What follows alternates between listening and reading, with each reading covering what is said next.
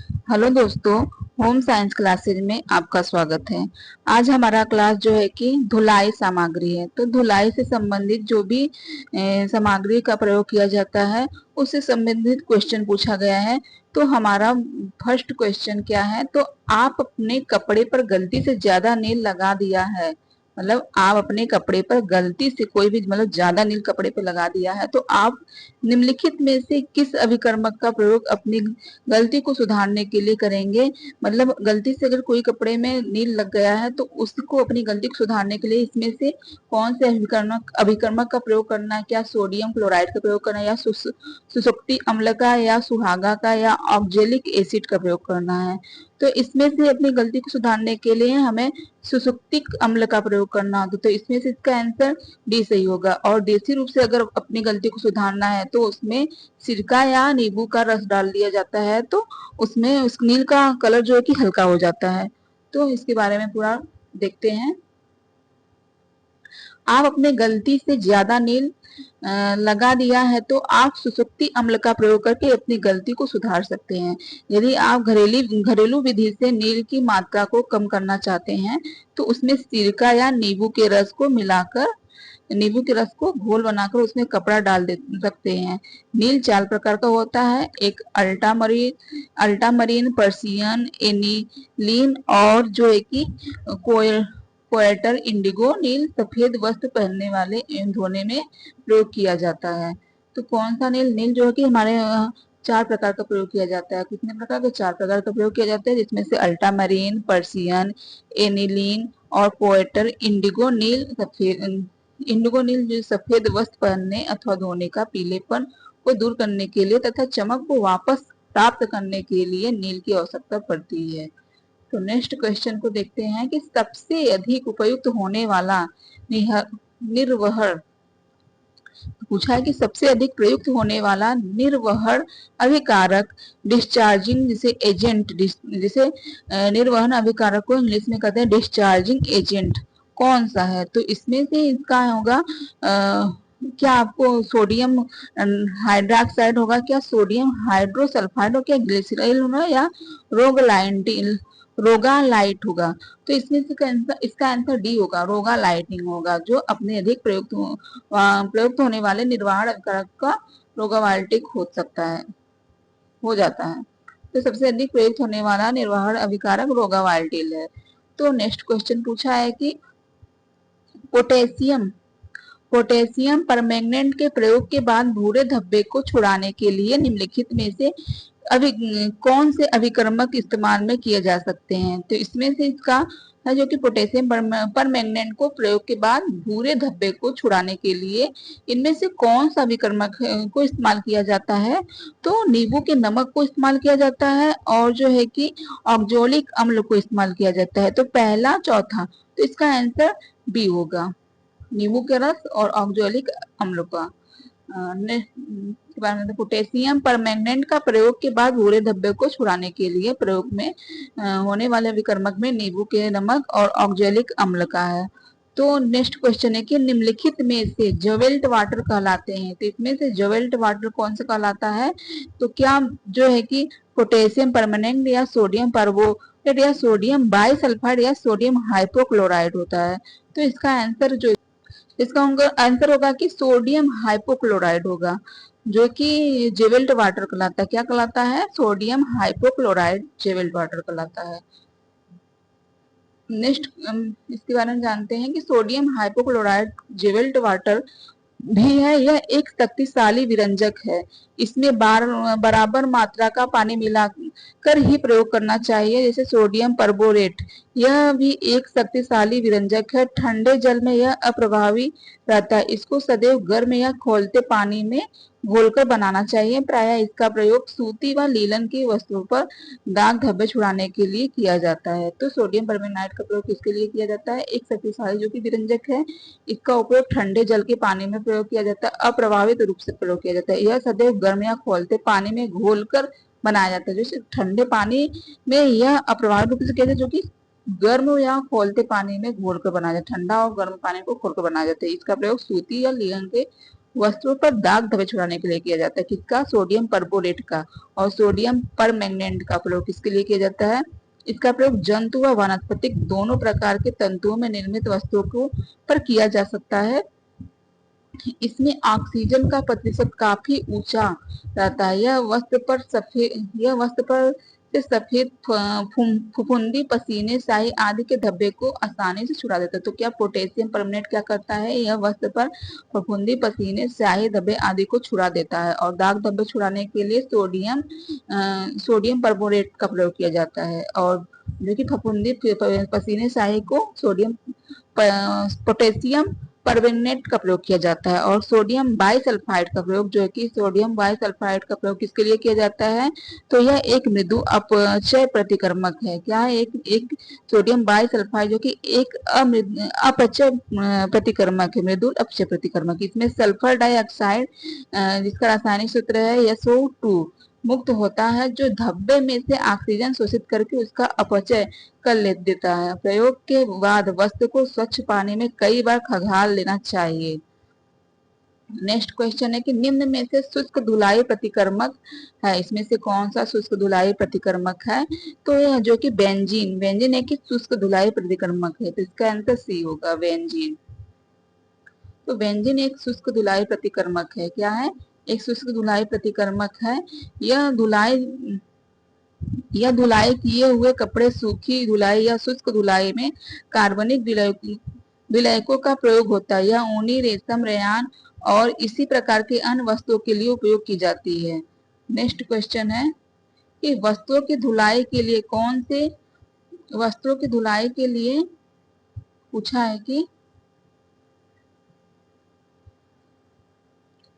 वस्तुओं की धुलाई के लिए कौन सा जल सर्वाधिक उत्तम होता है? तो इसमें पूछा है कि वस्त्रों की धुलाई के लिए कौन सा जल सर्वाधिक उत्तम होता है? तो मृदु जल होता है। मृदु जल में अगर डिटर्जेंट डाला जाता है तो उसमें झाग बहुत ज्यादा निकलता है।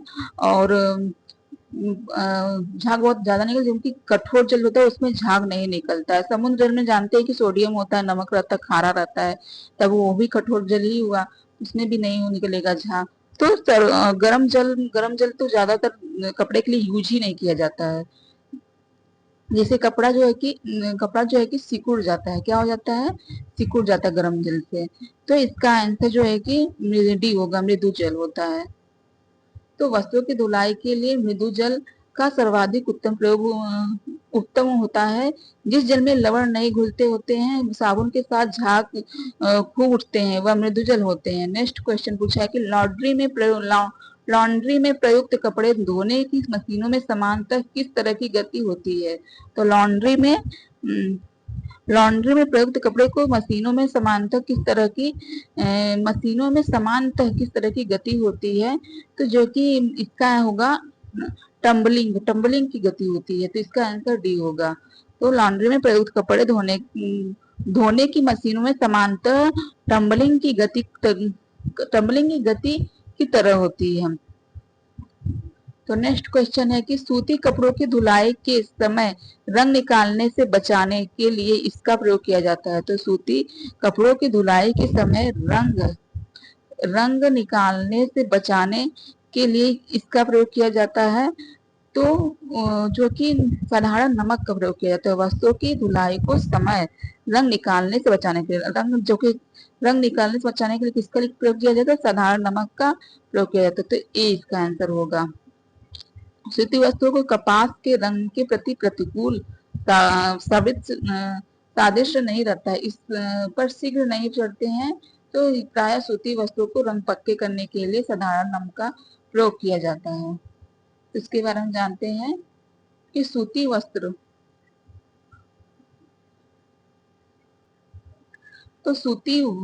तथा कपास के रेशों में रंगों के प्रति प्राकृतिक सादृश्य नहीं रहती है। रंग इन पर शीघ्र नहीं चढ़ते। प्रायः सूती वस्तुओं के रंग पक्के करने के लिए साधारण नमक का प्रयोग किया जाता है। सूती वस्तुओं को बार बार धुलाई से रंग हल्के एवं धुंधले पड़ जाते हैं। साधारण सूती वस्तुओं की अपेक्षा मर्सराइज वस्त्र अधिक सहजता से रंग पकड़ते हैं। तो इस तरह भी पक्का चढ़ता है तथा जल्दी धुंधला नहीं पड़ता है। और कभी कभी सूती वस्त्रों पर रंग चढ़ाने के लिए साटने वाले पदार्थ, जैसे कि साटने वाले पदार्थ का भी प्रयोग किया जाता है। वस्त्र के रंग के पक्केपन को पहचानने के लिए रंग के अंदर तक प्रवेश को जांच कर देख लेना चाहिए कि सूती वस्त्र में रंग पक्का है कि नहीं। एक थान की एक गंठन धो खोल कर इसे सहज ही देखा जा सकता है कि यह पक्का हुआ कि नहीं रंग।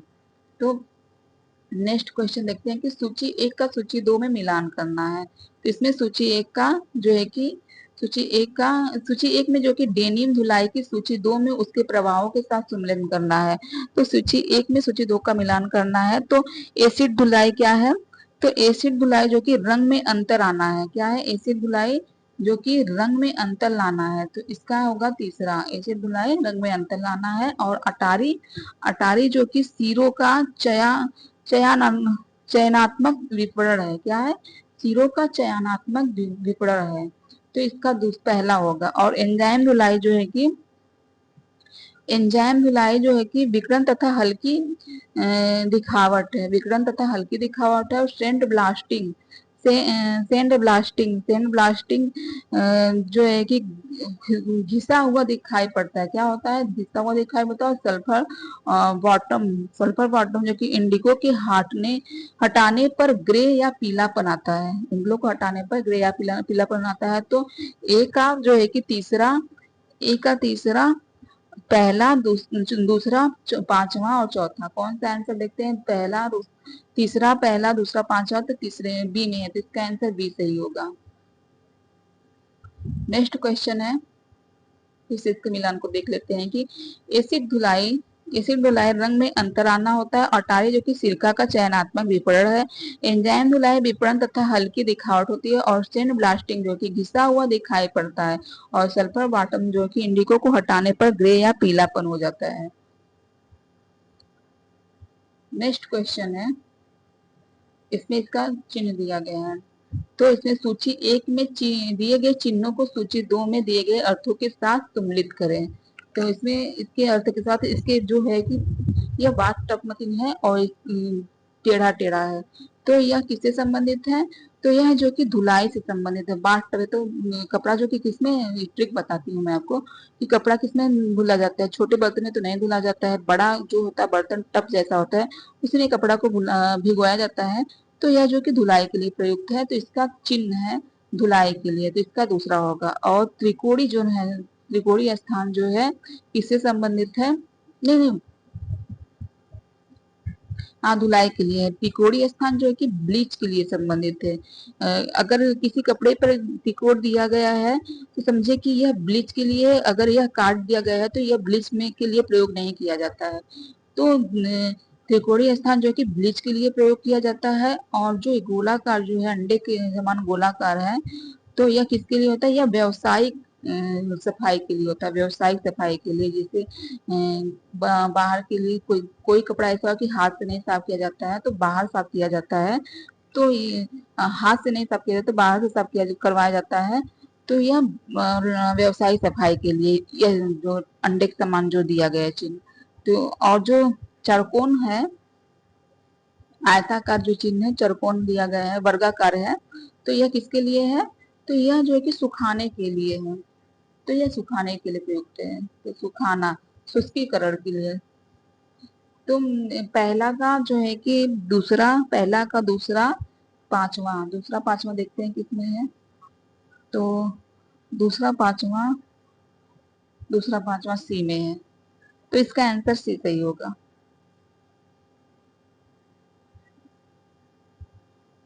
तो बाथटब मशीन जो दिया है किससे संबंधित है? धुलाई से संबंधित है। त्रिकोण जो है कि ब्लीच से संबंधित है। अंडे का गोलाई जो है कि व्यावसायिक सफाई से संबंधित है। और वर्गाकार जो है यह सुखाना या शुष्कीकरण के लिए होता है। तो नेक्स्ट क्वेश्चन पूछा है कि प्रोटीन प्रोटीन रेशो के वस्तुओं की धुलाई के समय खून के बहने को किसके द्वारा रोका जा सकता है? तो प्रोटीन रेशो की वस्तुओं की धुलाई के समय खून के बहने को किसके द्वारा रोका जा सकता है? तो यह जो है कि किसके द्वारा रोका जा सकता है? तो यह सिरका के द्वारा रोका जाता है। और एसिटिक या शुष्कित अम्ल के द्वारा रोका जाता है। तो सिरका के द्वारा, अम्ल के द्वारा, तो पहला चौथा किसमें है, तो डी में है, तो इसका आंसर डी सही होगा। प्रोटीन रेशे की वस्तुओं की धुलाई के समय खून के बहने को रोकने के लिए सिरका तथा एसिटिक अम्ल का प्रयोग किया जाता है। तो सूची 1 को सूची 2 में सम्मिलित कीजिए। तो इसका मिलान करना है, तो सूची 1 को सूची 2 में सम्मिलित कीजिए और नीचे दिए गए कूट में सही उत्तर चुनिए। तो फिर से वही मिलान करना है। तो यह किससे संबंधित है, यह केवल नॉन क्लोरीन ब्लीच के संबंधित है। जो बाथ टब मतलब बस था, तो वह धुलाई के लिए था। ऐसे जैसे बाथ टब और जैसे जो पहले देख लिए हैं,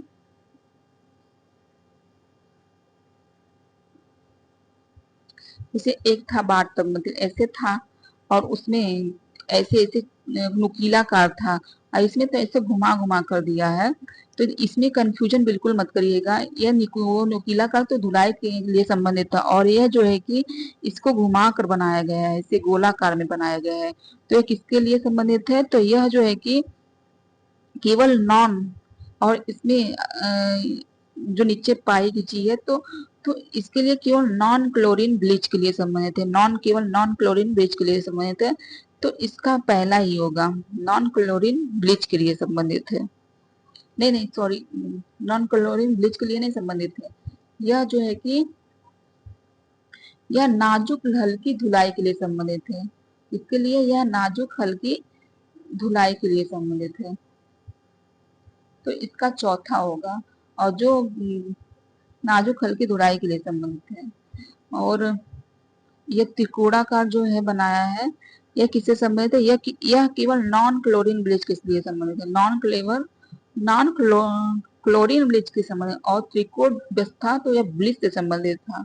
यह नॉन क्लोरीन ब्लीच के संबंधित है। और जो वर्गाकार बना है और उसमें गोला बना है, तो यह किससे संबंधित है, यह टम्बल ट्राई परमानेंट फ्रेम से संबंधित है। तो टम्बन टाई परमानेंट फ्रेम से संबंधित है। और यह जो है निशान, यह निशान जो कि व्यावसायिक रूप से ड्राइंग के लिए है, व्यावसायिक रूप से ड्राइंग क्लीनिंग के लिए। और जो अंडाकार था तो वह व्यवसाय के लिए धुलाई था। और जो गोलाकार में होकर चारों तरफ से इसके पाई पाई खींच के घेरा हुआ है, तो यह व्यावसायिक रूप से ड्राइंग क्लीनिंग के लिए, ड्राई क्लीनिंग के लिए है। तो इसका यह हो जाएगा। तो पहले का चौथा होगा, पहले का चौथा, दूसरे का पहला। तो पहले चौथा चौथा पहला किसमें है, तो बी में है, तो इसका आंसर बी सही होगा। नेक्स्ट क्वेश्चन देखते हैं। डेनिंग धुलाई अनुक्रम बताया, डेनिंग धुलाई का अनुक्रम बताना है। तो डेनिंग धुलाई का अनुक्रम बताना है, तो क्या होगा, पहले पहले तो पहले क्या किया जाता है, तो पहले जो है कि डिसाइजिंग रगड़ के साथ रगड़ कर साफ करना होता है। पहले डिसाइजिंग रगड़ को साफ करना होता है, फिर जो कि एंजाइम धुलाई या स्टोन धुलाई किया जाता है। एंजाइम धुलाई या स्टोन धुलाई किया जाता है, फिर वांछित असर आने तक धोना होता है। क्या करना होता है, वांछित असर आने तक धोना होता है, और फिर ब्लीचिंग करना होता है, ब्लीचिंग करना होता है। और फिर जो है कि डिसाइजिंग रगड़ कर साफ करना होता है, डिसाइजिंग रगड़ कर साफ करना होता है। क्या करना होता है, नहीं, ब्लीचिंग करना होता है, फिर डिसाइजिंग रगड़ कर साफ करना होता है।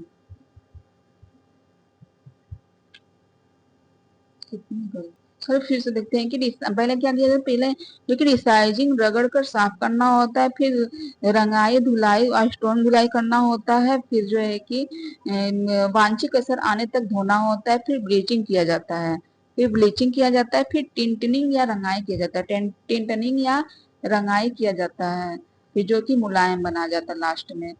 तो फिर जो कि लास्ट में मुलायम बनाया जाता है। तो इसका आंसर क्या होगा, पहले पहले पांचवा पांचवा, चौथा, दूसरा, पहला, तीसरा, तो इसका आंसर बी सही होगा।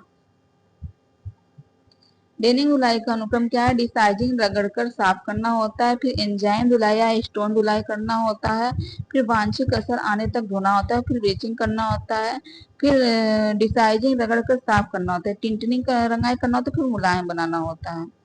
तो नेक्स्ट क्वेश्चन देखते हैं। तो सूची एक का सूची एक में दिए गए शब्दों को सूची दो में दिए गए पदों के साथ सम्मिलित करना है। तो इसमें सूची एक के सूची दो में दिए गए पदों के साथ सम्मिलित करना है। फिर अनुपात, तो अनुपात किससे संबंधित है? तो अनुपात जो है कि ग्रीक के दीर्घायात होता है। क्या होता है? ग्रीक दीर्घायात होता है। और बट जो है कि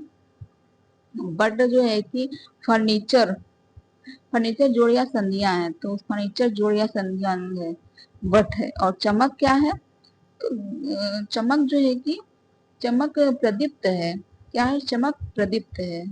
जैसे इससे चमक से याद करना, प्रदीप्त दीप से संबंधित है। तो प्रदीप में तो क्या है? उजाला करता है दीप ही ना, तो प्रदीप्त चमक में आ जाएगा। और फर्नीचर बट में जोड़ा, जो छोटा छोटा टुकड़ा जो है कि फर्नीचर में जोड़ा जाता है उसे बट कहते हैं। तो यह बट से संबंधित है। और अनुपात ग्रीक दीर्घा का आयात होता है। तो अनुपात में आयात आकार दिया है, तो आयात संबंध आयात होगा। तो ट्रिक मैं बता रही हूँ याद करने के लिए। आयात दीर्घ दीर्घायात होता है। तो अनुपात दीर्घ दीर्घायात होता है। बट फर्नीचर जोड़ा या संधित है। चमक दीप्त किसी प्रकार से संबंधित चमक तो प्रदीप्त होगा। और वाल्प कपाट जो है कि वाल कपाट जो कि रंग बीमा होता है। तो यह रंग बीमा संबंधित है। और पैटर्न पैटर्न पैटर्न जो है कि सतही अलंकरण है। सतही अलंकरण है, किसी चीज का पैटर्न बना जाता है तो अलंकरण से ही संबंधित होता है ना। तो सहायक उपकरण है, नहीं, सतही अलंकरण, सॉरी, सतही अलंकरण है। यह नहीं होगा इसका, सतही अलंकरण यहाँ पर है। तो पहला का दूसरा है। दूसरा पहला देखते हैं किसमें है। तो दूसरा पहला ए में है। तो इसका आंसर ए सही है।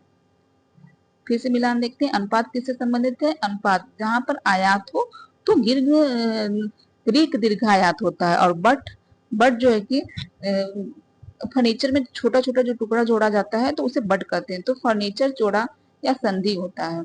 और तमक चमक जो है कि चमक तो दीप किसी प्रकाश से संबंधित चमक है। जहां पर प्रकाश का पड़ता है वहां पर ही चमक पड़ता है ना। तो किसी दीप से ही संबंधित है, तो प्रदीप्त हो जाएगा इसका। और वाल्प कपाट जो है कि वाल्प कपाट रंग बीमा से संबंधित है। और पैटर्न, तो पैटर्न किसी अलंकरण डिजाइन से ही संबंधित है ना। तो सतही अलंकरण हो जाएगा इसका। नेक्स्ट क्वेश्चन देखते हैं। साबुन बनाने के लिए प्रयुक्त होता है। तो साबुन बनाने के लिए क्या प्रयुक्त होता है? तो साबुन देखिए, हम अपने चेहरे को साफ करने के लिए क्या करते हैं? बेसन को लगाते हैं कि मेरा चेहरा साफ हो जाए, थोड़ा क्लीन हो जाए, कि कोई दाग धब्बा ना हो। तो हम बेसन का ही प्रयोग करते हैं। तो साबुन उसमें प्रयोग किया जाता है। साबुन बनाने में किसका प्रयोग किया जाता है? तो बेसन का प्रयोग किया जाता है। तो इसका आंसर होगा ए। तो बेसन का प्रयोग किया जाता है। नेक्स्ट क्वेश्चन देखते हैं इसमें फिर से। साबुन बनाने के लिए बेसन का प्रयोग किया जाता है।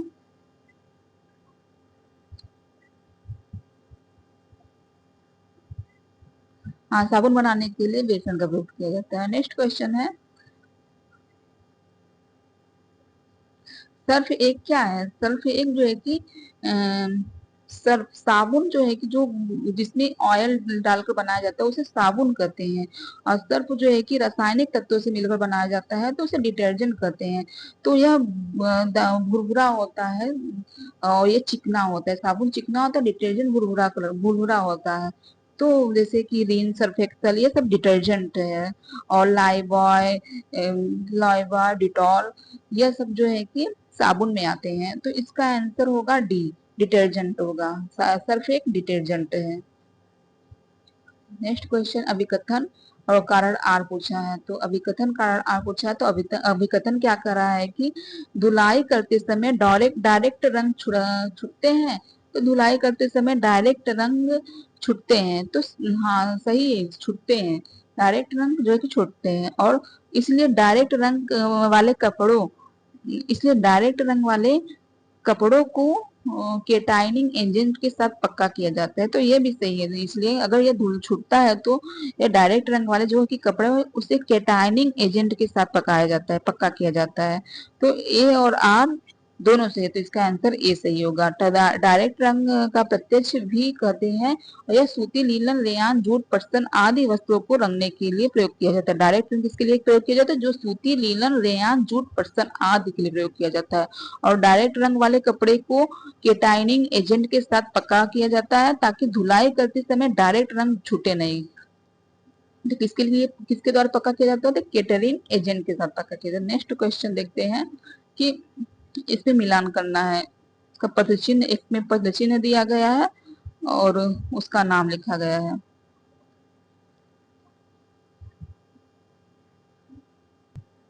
तो जो ये लिफाफे के समान दिख रहा है, ये जो लिफाफे के समान दिख रहा है, मतलब लिफाफा तो नहीं है, पर मैं आपको ट्रिक बता रही हूँ याद करने के लिए। जो ये लिफाफे के समान दिख रहा है ना, तो यह किससे संबंधित है? जैसे लिफाफा पहले कैसे तार से दिया जाता था, लाइन मतलब, तो तार डाक से दिया भेजा जाता था। तो यह जो है कि लाइन या सुखाना होता है। तो डाक तार से तार पहले करते थे, तो लाइन या सुखाना होगा, तो इसका आंसर यही होगा। तो लाइन या सुखाना से संबंधित है। और जो ये डिब्बे चरकोन वर्गाकार है और इसमें बीच में दिया गया है, वर्गाकार अगर है तो वह सुखाने से ही संबंधित है, और उसके बीच में वर्गाकार है और उसके बीच में लाइन बनाया गया है, तो यह जो है कि इससे संबंधित फ्लैट फ्लैट ड्राई से संबंधित है, यह फ्लैट ड्राई से संबंधित है। और यह वर्गाकार जो है और इसके दोनों तरफ दो दो लाइन खींचा गया है, तो यह किससे संबंधित है, तो यह छाया सुखाना, छाया में सुखाया जाता है। अगर देखिए बस वर्गाकार है तो यह बस सुखाने से ही संबंधित है, आगे जाएगा। और इसके बीच में है तो यह फ्लैट ड्राई कहलाएगा। बस, और बस वर्गाकार है और इसके दोनों किनारे पर बस लाइन लाइन है, तो यह ड्रीप ड्राई कहलाएगा। कौन सा कहलाएगा, ड्रीप ड्राई नहीं, छाया में सुखाना कहलाएगा।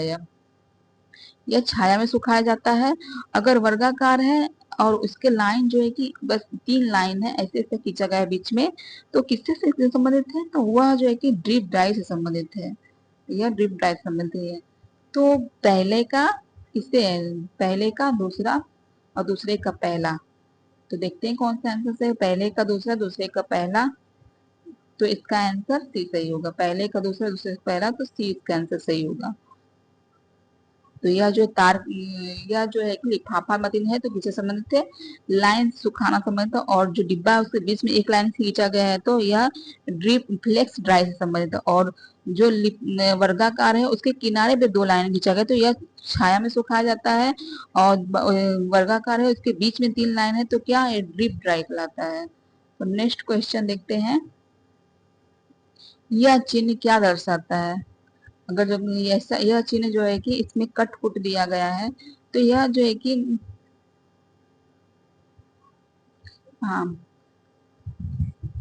अगर यह बस ऐसे तिकोड़ा है तो यह ब्लीच से संबंधित है, और इसमें अगर कट कर दिया गया है या ऐसे ऐसे कर दिया गया है, तो समझिए इसमें ब्लीच नहीं करना है, तो यह ब्लीच ना करने से संबंधित है। तो इसका आंसर बी सही होगा, ब्लीच ना करने से संबंधित है। यह चिन्ह ब्लीच ना करने से संबंधित है। क्षार क्षार में निम्नलिखित में से किन वस्तुओं को हानि नहीं पहुंचती है। तो क्षार में निम्नलिखित में से किन वस्तुओं को हानि नहीं पहुंचती है, तो क्षार से सूती वस्त्रों को हानि नहीं पहुंचती, तो इसका आंसर डी होगा। रेशमी वस्त्रों को, टेरिकॉट, नैलॉन, तो इन सबको हानि पहुंचती है, सूती वस्त्रों को नहीं पहुंचती है। क्षार में सूती वस्त्रों को हानि नहीं पहुंचती है। एक धुलाई में इसका प्रयोग किया जा सकता है। सूती वस्त्र विशेषकर रसायनों का कम प्रभाव पड़ता है। क्षार रेशम पर बुरा प्रभाव पड़ता है। कास्टिंग क्षार के हल्के घोल में प्राय रेशम चमक प्राप्त हो जाती है और इसके रेशमे बिगड़ जाते हैं। और जो कि अम्ली, अगर सूती वस्त्र पर अम्ल का प्रभाव होता है तो वह उससे सूती वस्त्र खराब हो जाता है। सूती, लीलन, रेयॉन, ये सब वस्त्र खराब हो जाते हैं। तो नेक्स्ट क्वेश्चन पूछा है कि साधारणतः शुष्क धुलाई इनमें इन्हें दी जाती है। तो साधारणतः शुद्ध शुष्क धुलाई इन्हें दी जाती है, तो किन्हें दी जाती है, तो यह रेशम और ऊन के लिए दी जाती है शुष्क धुलाई। तो इसका आंसर होगा रेशम और ऊन के लिए दी जाती है। और सिंथेटिक एवं मिश्र कपड़े, पुनर्निर्मित सेलुलोज तंतु जो कि रेयॉन से संबंधित है, प्राकृतिक लघु तंतु, यह सब जो है कि प्राकृतिक लघु तंतु में हो जाएगा। कपास, लीलन, यह सब हो जाएगा प्राकृतिक ऊन तंतु में, लघु तंतु में होगा। और सिंथेटिक मिश्र कपड़े में वही होगा, सिंथेटिक कपड़े में होगा रेयान वान, नायलॉन, ये सब होगा, सिंथेटिक होगा। तो साधारणतः शुष्क धुलाई रेशम या ऊनी वस्तुओं की ऊनी वस्त्रों पर की जाती है। रेशम ऊन के समान ही अत्यंत सूक्ष्म और कोमल रचना का रेशा, इसकी धुलाई भी ऊन के समान ही विशेषकर सावधानी के साथ की जाती है। इसका रचना की दृष्टि से ऊन और सिल्क में बड़ा अंतर है। ऊन के रेशे ऊपर परस्पर व्यापी सल्क होते हैं और रेशे अत्यंत छोटे होते हैं, जबकि सिल्क का रेशा अविरल लंबाई तथा पूर्णतः चिकनी सतह वाला होता है। सिल्क एवं ऊन की वस्तुओं की धुलाई आरंभ करने के पहले अन्य वस्तुओं के समान ही जांच कर लेनी चाहिए। तो नेक्स्ट क्वेश्चन नेक्स्ट चैप्टर में है कि दाग धब्बे। तो दाग धब्बे से संबंधित है। तो इसने पूछा है कि लोहे की जंग धब्बों को निम्न में उपयोग में हटाया जा सकता है। तो लोहे की जंग के धब्बों को इनमें से जो है कि किसके द्वारा हटाया जा सकता है? तो जो है कि लोहे के धब्बों को हटाने के लिए ऑक्जेलिक अम्ल का प्रयोग किया जाता है। किसका प्रयोग किया जाता है? ऑक्जेलिक अम्ल का प्रयोग किया जाता है। यह ग्रीज की पतली परत लगाकर लोहे की जंग को हटाया जाता है। ऑक्जेलिक के लोहे की सतह पर ग्रीज की पतली परत को प्रयोग करके हटाया जा सकता है। तो ऑक्जेलिक अम्ल का प्रयोग किया जाता है। तो लोहे की जंग को धब्बे को ऑक्जेलिक अम्ल के प्रयोग से हटाया जाता है। धब्बे को पानी में भिगोकर उस पर ऑक्जेलिक अम्ल की कुछ मात्रा रगड़ कर धूप में रखे वस्त्र साफ होने के बाद पानी में खंगालकर अम्लीय प्रभाव से मुक्त कर लें। ऑक्जेलिक एसिड एक ऑर्गेनिक कंपाउंड है जिसमें C2H2O4 फार्मूला है। यह एक रंगहीन क्रिस्टलाइन पॉलिश है जो पानी में रंगहीन सॉल्यूशन बनाता है। नेक्स्ट क्वेश्चन है कि धब्बे हटाते समय निम्नलिखित अनुक्रम का पालन किया जाता है। मतलब धब्बे हटाते समय इनमें से कौन से अनुक्रम का पालन किया जाता है? तो पहले क्या किया जाता है? पहले जो है कि शीतल जल में इसको भिगोया जाता है और फिर जो है कि पहले में यह शीतल जल में भिगोया जाता है। धब्बे हटाने के लिए पहले जो है कि शीतल जल में भिगोया जाता है, फिर जो है कि गुनगुने पानी में भिगोया जाता है। शीतल जल में भिगो जाते हैं, फिर उसके धब्बे जो कि फूल जाए तो उसे गुनगुने पानी में भिगोया जाता है और फिर क्षारीय घोल में उपचारित किया जाता है। क्षारीय घोल में उपचारित, लास्ट में अम्लीय घोल में उपचारित किया जाता है। तो पहला चौथा किसमें है? तो पहला चौथा ए में भी है, डी में भी है, और पहला चौथा तीसरा तो ए में है। तो इसका आंसर ए सही होगा। धब्बे हटाते समय सही अनुक्रम निम्नवत है: शीतल जल में भिगोना, गुनगुने पानी में भिगोना, क्षारीय घोल में उपचारित करना, अम्लीय घोल में उपचारित करना। वस्त्र, नेक्स्ट क्वेश्चन है कि वस्त्र पर लगे नेपथोन, वस्त्र साधारणतः वस्त्र पर लगे ने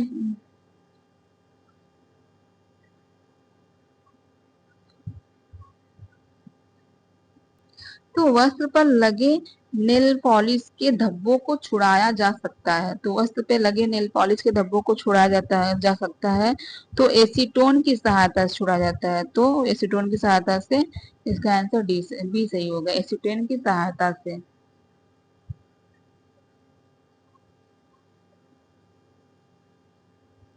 वस्त्र पर लगे नेल पॉलिश के धब्बे को एसीटोन या एमाइल एसीटीन की सहायता से छुड़ाया जाता है। एसीटोन एक रंगीन अभिलाक्षणिक गंध वाला ज्वलनशील द्रव्य है जो पानी, ईथर और एल्कोहल में मिश्रण है। यह कपट के भंजक आसवन से प्राप्त पाइरोलिनियल अम्ल का घटक है। इसका मुख्य प्रयोग विलायक के रूप में होता है। एसीटेट का सिंथेटिक नाम प्रोपेनोन है। वस्त्र का एसीटोन का सिंथेटिक नाम क्या है? प्रोपेनोन है। नेक्स्ट क्वेश्चन क्या है? लोहे के जंग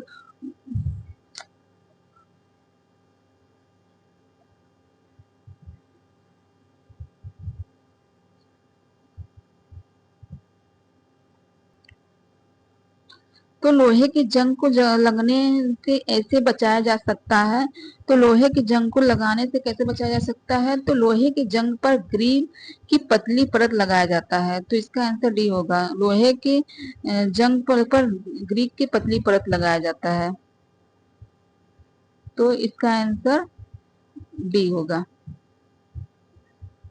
लोहे की सतह पर ग्रील की पतली परत लगाकर साफ किया जाता है। और नेक्स्ट क्वेश्चन, प्रोटीन के दाग को सफाई करते समय निम्न में से किससे बचाया जा सकता है? तो प्रोटीन के दाग की सफाई करने समय किससे बचाया जाता है? तो गर्म पानी से बचाया जा सकता है। और इसे प्रोटीन के दाग को साफ करने के लिए ठंडे पानी का प्रयोग किया जाता है। तो इससे दाग जल्दी छूट जाए। जैसे कि खून के धब्बे हैं तो उसे गर्म पानी से बिल्कुल भी मत धोइए, नहीं तो वह दाग हटेगा नहीं बल्कि वो जम जाएगा। और ठंडे पानी से साफ किया जाता है। तो इसका आंसर ए सही होगा, गर्म पानी से।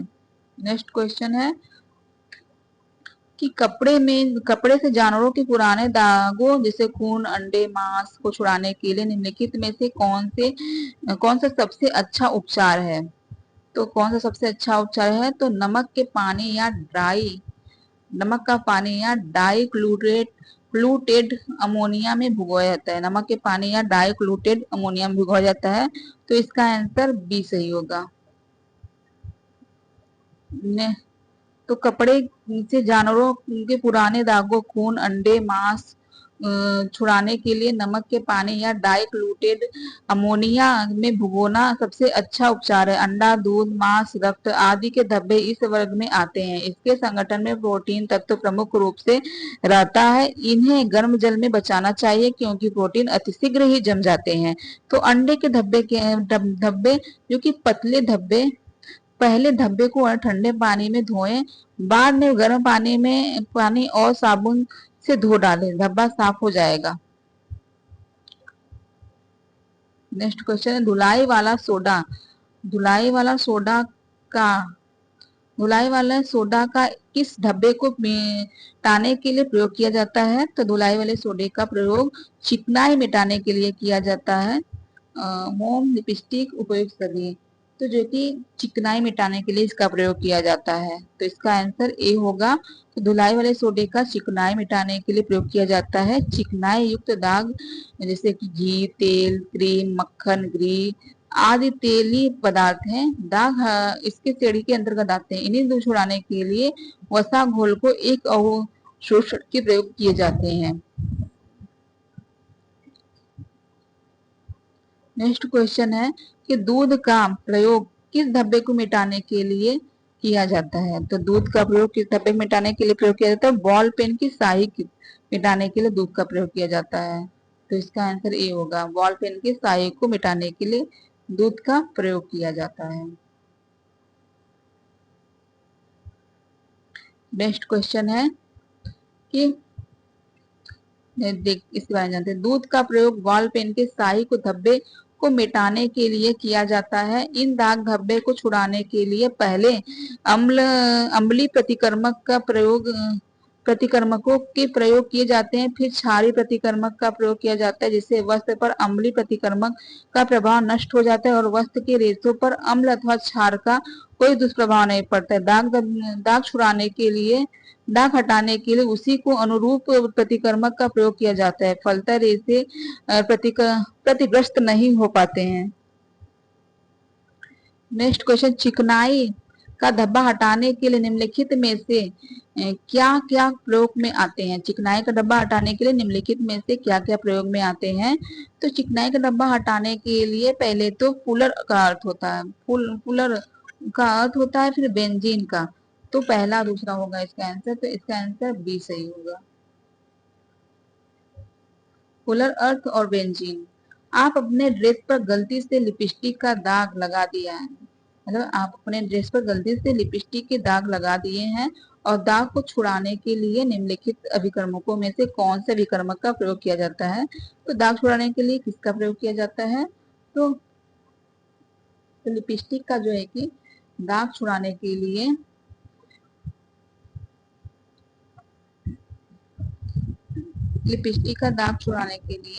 जो है कि किसका किसका इसमें प्रयोग किया जाता है? तो पहले तो बेंजीन का प्रयोग किया जाता है, फिर पेट्रोल का और मेथिलेटिक स्पिरिट का प्रयोग, मेथिलेटिक स्पिरिट का प्रयोग होता है। Benzene, petrol, methylated spirit. तो इसका आंसर तीसरा, चौथा, पांचवा, तो इसका आंसर सी सही होगा।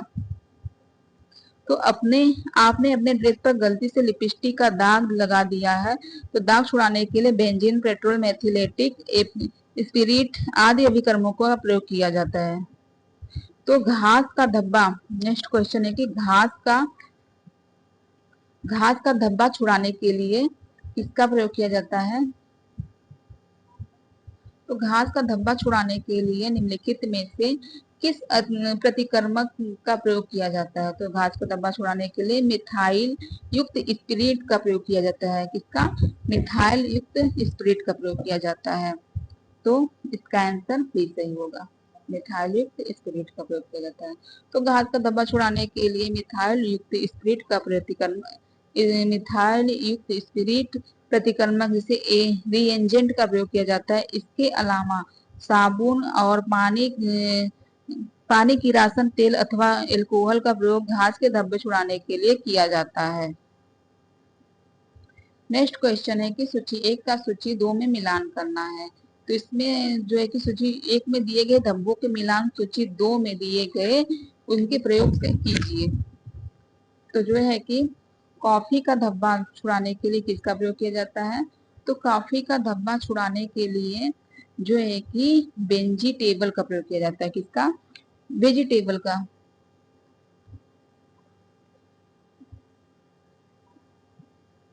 हाँ, वेजिटेबल होगा।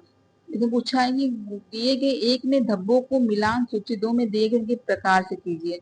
तो कॉफी का धब्बा जो कि वेजिटेबल में आएगा, और दूध जो है कि प्राणी से संबंधित है तो यह प्रोटीन से संबंधित होगा।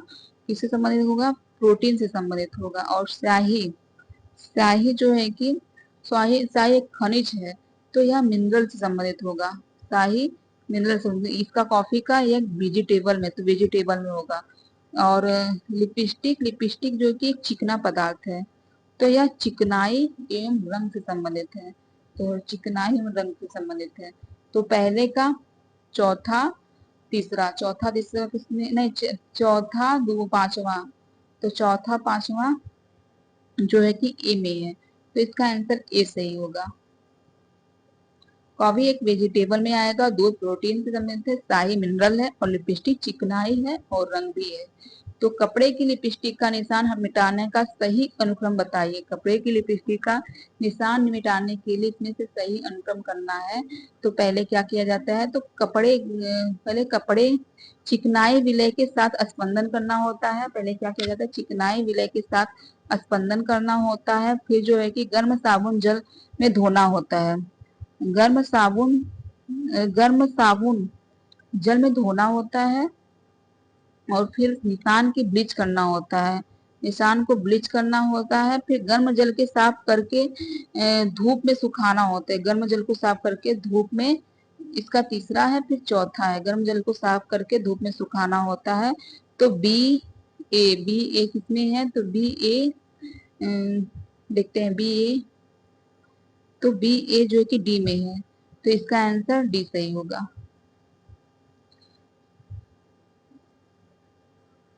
तो कपड़े की लिपस्टिक का निशान मिटाने के लिए, कपड़े की लिपस्टिक का निशान मिटाने के लिए अनुक्रम चिकनाई की विलय के साथ स्पंदन करना, गर्म साबुन जल में धोना, निशान को ब्लीच करना, फिर गर्म जल के साथ करके धूप में सुखाना होता है। तो सूती वस्त्र से पान का दाग किन रासायनिक पदार्थों से छुड़ाया जा सकता है? तो सूती वस्त्र से पान का दाग किस रसायनों के साथ छुड़ाया जा सकता है?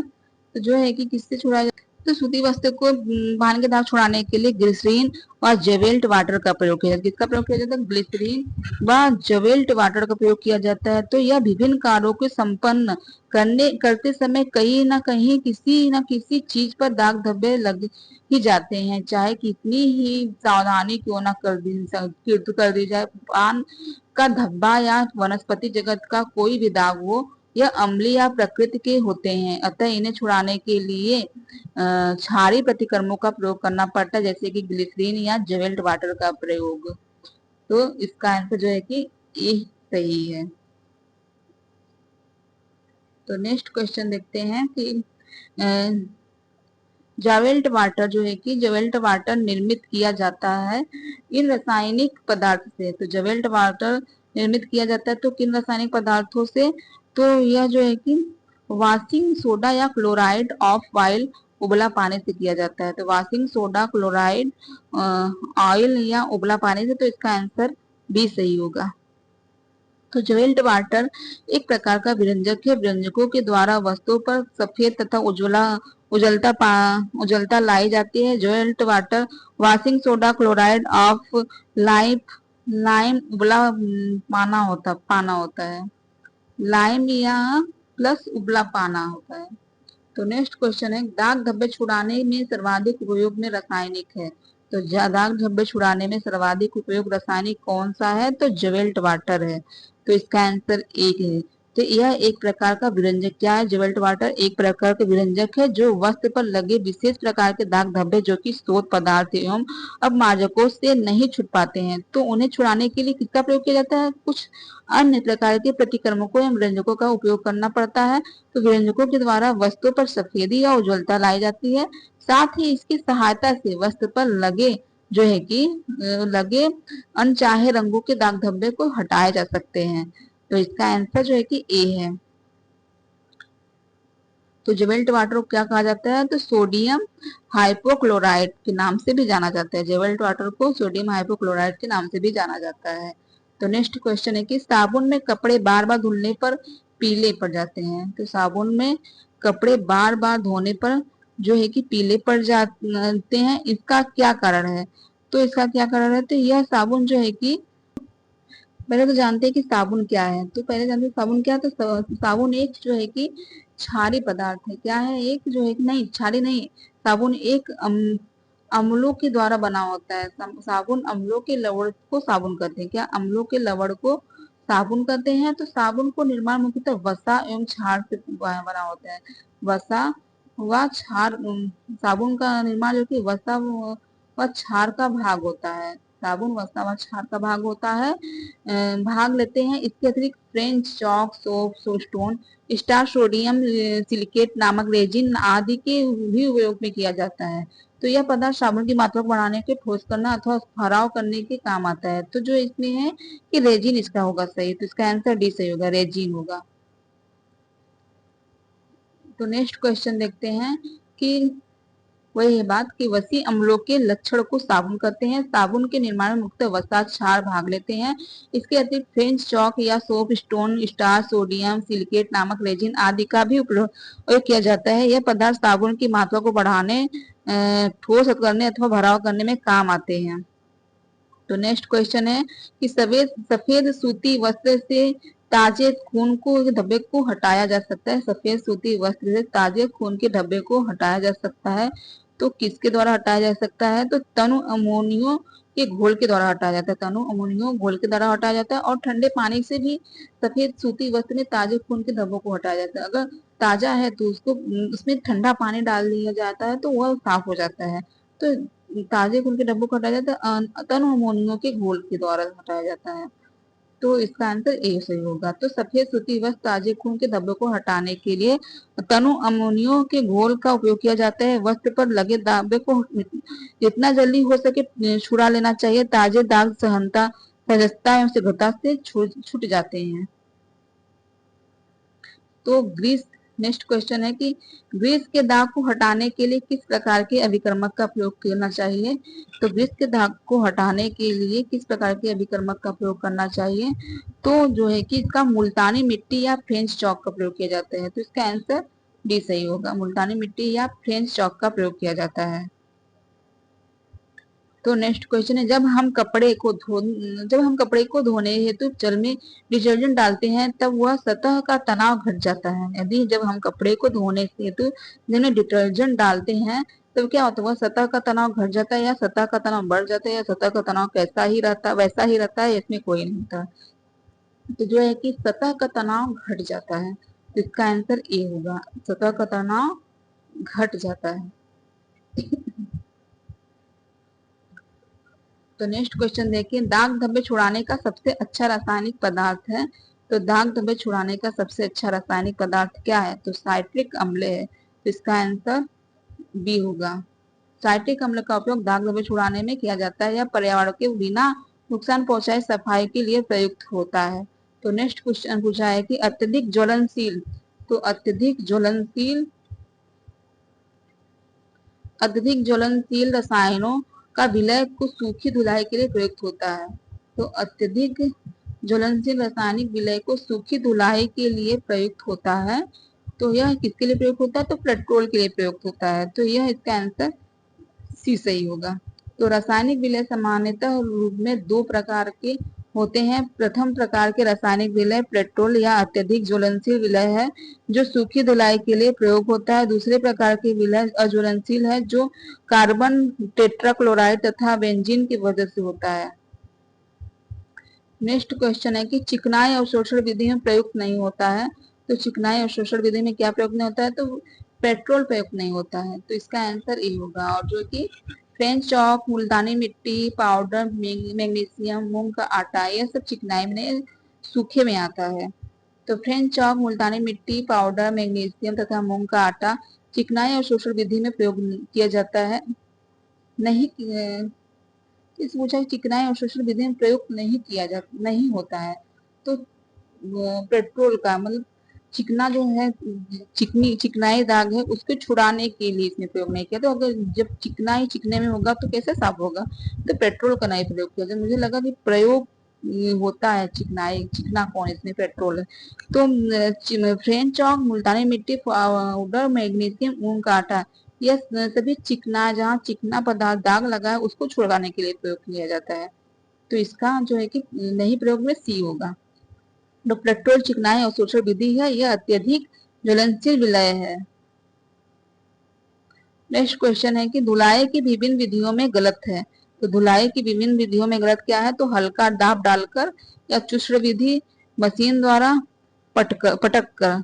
तो हल्का दाब द्वारा, तो ये तो सही है। चूसड़ विधि, मशीन द्वारा पटक कर कभी भी वस्तु को नहीं धोना चाहिए। इससे वस्तु जो है कि कमजोर हो जाता है और जल्दी फटने लगता है और उसका वह अच्छा भी नहीं होता, चमक भी उतर जाता है उसका। तो इसका आंसर जो है कि डी सही होगा, फटक कर नहीं होगा। तो धुलाई की विभिन्न विधियां हैं। तो क्या है कि रगड़ाई धुलाई करना और हल्का दाग हटाकर चुष्ट विधि, मशीन द्वारा धुलाई करना। क्या है? रगड़ कर धुलाई, हल्का दाब द्वारा, चूषण विधि, मशीन द्वारा।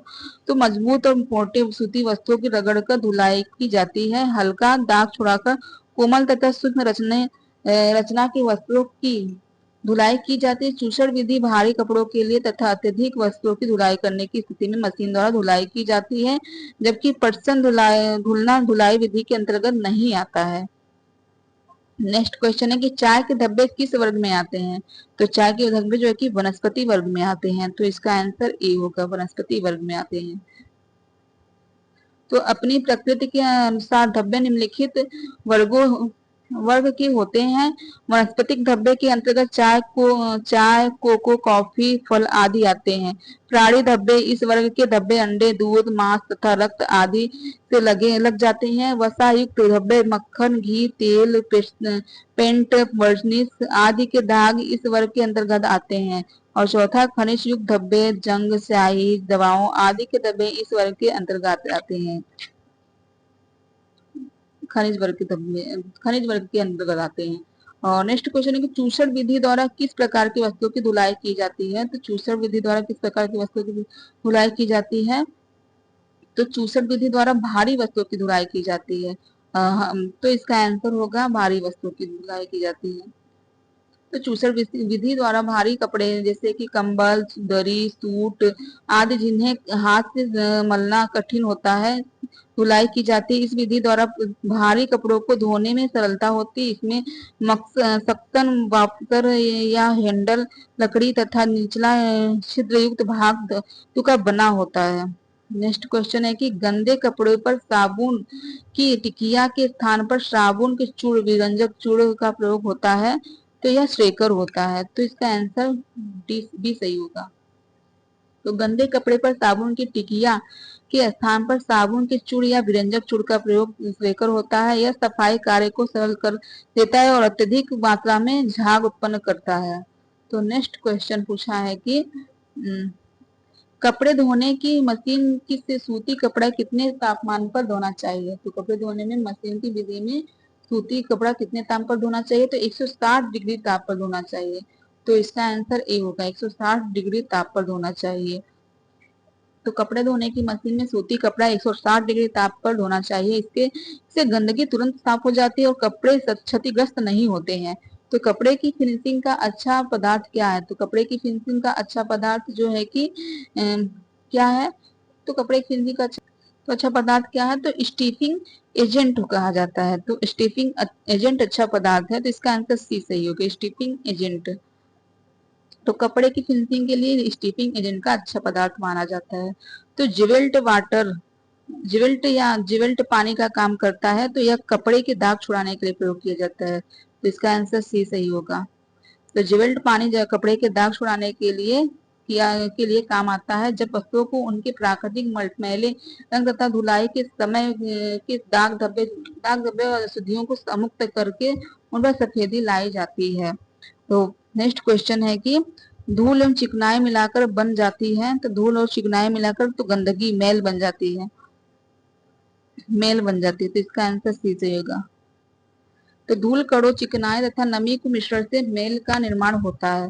मेल एक ऐसा अवांछनीय पदार्थ है जो न सिर्फ शरीर को नुकसान पहुंचाता है अपितु वस्तुओं आदि को भी पूरी तरह से प्रभावित करता है। शरीर पर इसके जमने से खुजली, रेशेज आदि त्वचा से संबंधित रोग हो जाते हैं। इसके अतिरिक्त यह शरीर में अथवा वस्तुओं के आकर्षण तथा धुंधलित करता है तथा कई बीमारियों को जन्म देता है। नेक्स्ट क्वेश्चन है कि पेंट आदि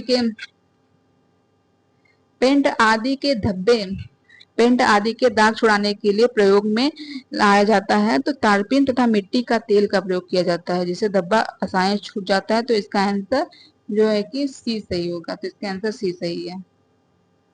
तो पेंट आदि के दाग छुड़ाने के लिए तारपीन अथवा मिट्टी के तेल का प्रयोग किया जाता है। मक्खन, घी, तेल, पेंट, वर्निश आदि के दाग चिकनाई धब्बे वर्ग के अंतर्गत आते हैं।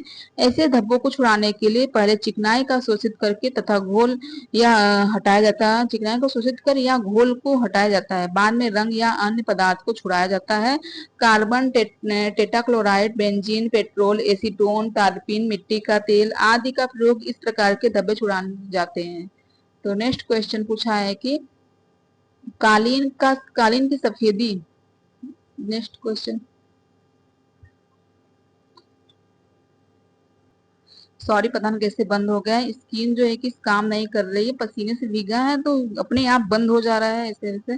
तो ठीक है, फिर से क्वेश्चन को हल करते हैं। तो कालीन की सफाई करनी चाहिए। तो कालीन की सफाई जो कि नर्म ब्रश से करनी चाहिए। अगर कड़ी ब्रश से किया जाता है तो उसके रेशे जो कि निकल जाते हैं और बेढप हो जाते हैं। तो जो कि कालीन के रेशे को नर्म ब्रश से करना चाहिए। तो इसका आंसर सी सही होगा। तो कालीन अथवा दरी गृह सज्जा के महत्वपूर्ण साधन होते हैं।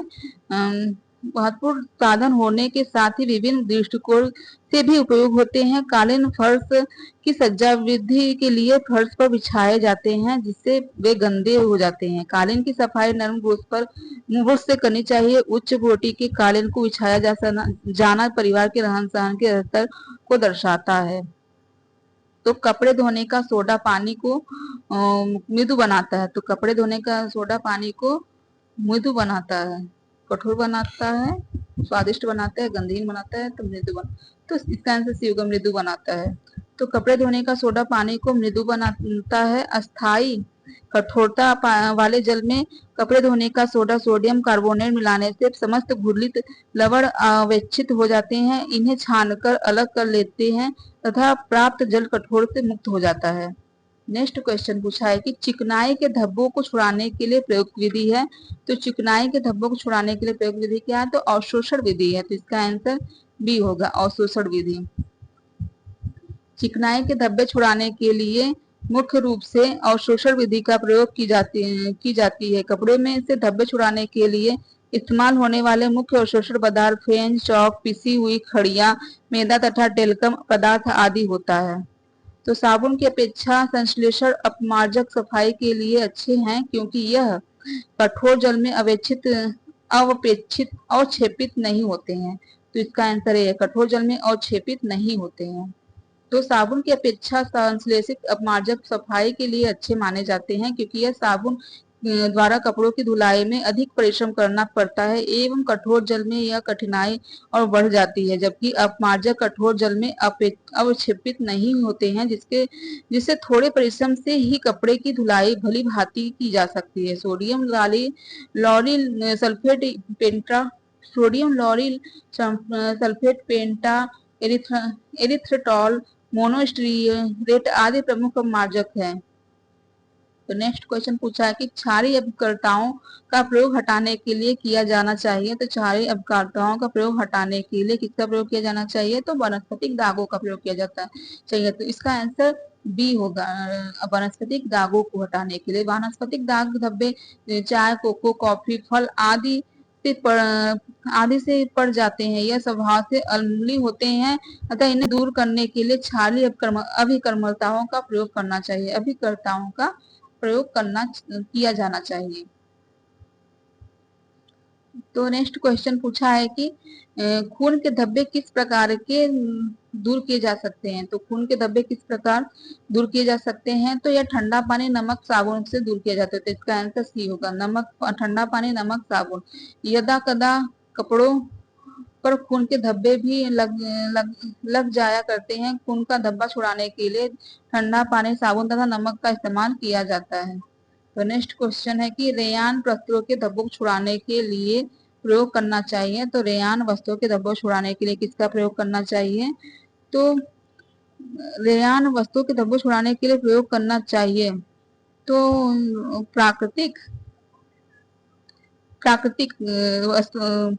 प्राकृतिक नहीं, रासायनिक का प्रयोग करना चाहिए। रासायनिक, इसका आंसर ए होगा, रासायनिक का प्रयोग करना चाहिए। तो रेयान वस्तुओं के धब्बों छुड़ाने के लिए रासायनिक विधि का प्रयोग करना चाहिए। रेयान की वस्तु धोने से पूर्व यह जान लेना नितांत आवश्यक है कि पदार्थों की क्या प्रतिक्रिया होती है। सामान्यतः ऐसी वस्तु से धब्बे हटाने के लिए एल्यूमिनियम हाइड्रोक्साइड का प्रयोग किया जाता है। नेक्स्ट क्वेश्चन है कि सर्वाधिक स्टार पाया जाता है। तो सर्वाधिक स्टार किसमें पाया जाता है? तो अरारोट में पाया जाता है। तो इसका आंसर ए होगा, अरारोट में। तो अरारोट सर्वाधिक स्टार पाया जाता है। स्टार्च कार्बन, हाइड्रोजन तथा ऑक्सीजन मिले होते हैं। यह पदार्थों में बनते हैं। वस्त्रों को कल्प देने पर वस्त्र में कड़ापन आ जाता है। वस्त्रों को कल्प देने पर कड़ापन आ जाता है। नेक्स्ट क्वेश्चन है कि सफेद सूती कपड़े से कॉफी चाय के दाग हटाने के लिए निम्नलिखित में से क्या प्रयुक्त किया जाता है? क्या डाइक्लोरिन ऑक्जेलेट एसिड या उबला पानी का, या गर्म दूध या उबला पानी का, साबुन या ठंडा पानी का, बोरेक्स पाउडर या उबला पानी का? तो किसका प्रयोग किया जाए? बोरेक्स पाउडर उबला पानी का प्रयोग किया जाता है। इसका आंसर डी होगा, बोरेक्स पाउडर उबला पानी का प्रयोग किया जाता है। सफेद सूती कपड़े में कॉफी चाय के दाग हटाने के लिए बोरेक्स पाउडर उबला पानी का प्रयोग किया जाता है। चाय, कोको, कॉफी, चॉकलेट आदि वस्तु के धब्बे को किसी बर्तन पर फैलाकर ऊपर से खोलना, पानी डालते हैं। पानी डालें, ऐसे ना छूटे तो धब्बे पर थोड़ा सा बोरेक्स रखकर तब गर्म पानी उस पर धार बांधकर डालें। नेक्स्ट क्वेश्चन है, पूछ रहा है कि इनमें से कौन सा एक सार्वभौमिक ब्लीच है जो सब्जियों और जानवरों दोनों के तंतुओं पर प्रयोग किया जाता है और रेशम, ऊन, रेयॉन के लिए एक सुरक्षित ब्लीच के रूप में जाना जाता है? तो यह हाइड्रोपोरॉक्साइड है, H2O है। तो इसका आंसर सी होगा, हाइड्रोजन पोरॉक्साइड है। तो हाइड्रोजन पेरोक्साइड है, सॉरी, हाइड्रोजन पेरोक्साइड एक सार्वभौमिक ब्लीच है जो सब्जियों और जानवरों दोनों के तंतुओं पर प्रयोग किया जाता है और रेशम के लिए एक सुरक्षित ब्लीच है के रूप में भी पाना जाता है। तो हमारा जो है कि टेक्सटाइल वाला क्लास जो है कि सिलेबस खत्म हुआ पूरा। अब हमारा नया सिलेबस है गृह व्यवस्था निर्णय क्रिया। तो नेक्स्ट क्वेश्चन गृह व्यवस्था निर्णय क्रिया है। तो हमारा क्लास टेक्सटाइल का समाप्त हुआ। अब हमारा नेक्स्ट क्लास होगा गृह व्यवस्था निर्णय क्रिया। तो होम मैनेजमेंट से संबंधित जो भी नया सिलेबस होम मैनेजमेंट का आ गया है। तो ठीक है, आप सबका धन्यवाद। ऐसे ही हमारा क्लास देखते रहिए।